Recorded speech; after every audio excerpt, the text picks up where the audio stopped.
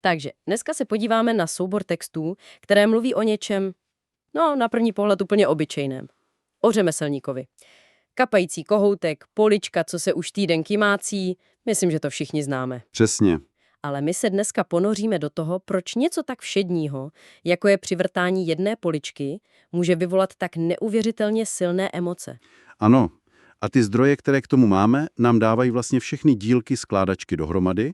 Máme tu oficiální oznámení od nadačního fondu Vrba, pár slov od samotného řemeslníka a pak to nejdůležitější. Zpětnou vazbu. Přesně tak.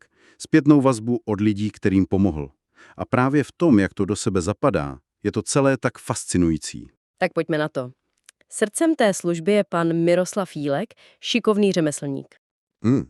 Jeho popis práce je krásně jednoduchý. On říká, cituji, když něco nefunguje, přijedu a opravím to. A ty práce jsou přesně ty malé otravné věci.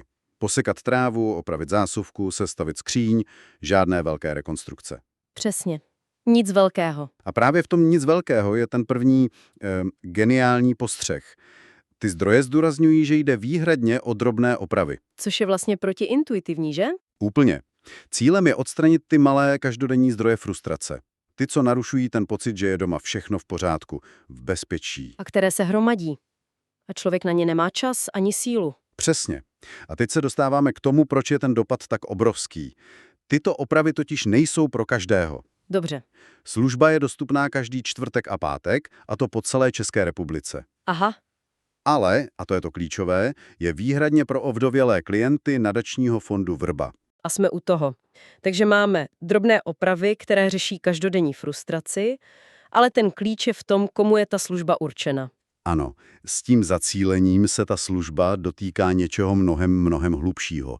Najednou reaguje na situaci, kdy doma chybí partner, ten, kdo by tyhle věci dřív prostě udělal. V jednom z těch textů je ten fiktivní dopis od holčičky Aničky, který to naprosto vystihuje. Ano, to je velmi silný moment. Píše tam, maminka je unavená, protože nám všem chybí táta.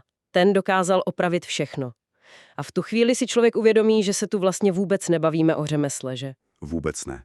Když jsem četla ty reálné reakce, tak jsem se musela na chvíli zastavit. Třeba to citace od paní Aleny z Vysočiny.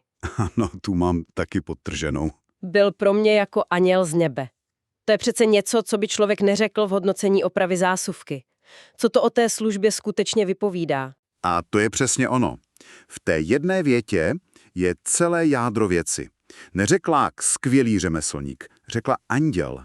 Přesně. To celou službu přesouvá z kategorie praktické pomoci do kategorie lidské podpory. V té nejtěžší chvíli. Najednou nejde o kapající kohoutek, Ale o to, že přišel někdo, kdo jednu z tisíce starostí prostě vzal a vyřešil a další reakce to jen potvrzují. Ano, paní Mirka píše, najednou mám koupelnu zase jako novou a ten pocit je k nezaplacení. Nebo Klára, která oceňuje tu trpělivost a šikovnost. Ta služba vlastně neopravuje jen věci, ona opravuje hlavně pocit bezmoci. Přesně tak. Ta hlavní hodnota nespočívá v utaženém šroubku.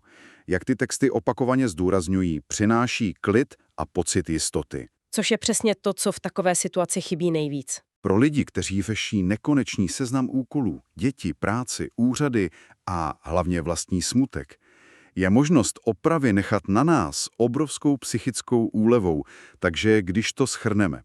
Služba řemeslníka od nadačního fondu Vrba je vlastně mistrovská ukázka cílené praktické pomoci. Ano. Pomoci, která řešením drobných každodenních problémů přináší obrovskou psychickou úlevu. A hlavně ten pocit, že na to nejsou sami. Přesně tak. A tyhle zdroje popisují model, kde jednoduchá praktická pomoc generuje ohromný emoční přínos, což otevírá jednu takovou širší otázku k zamyšlení. A to?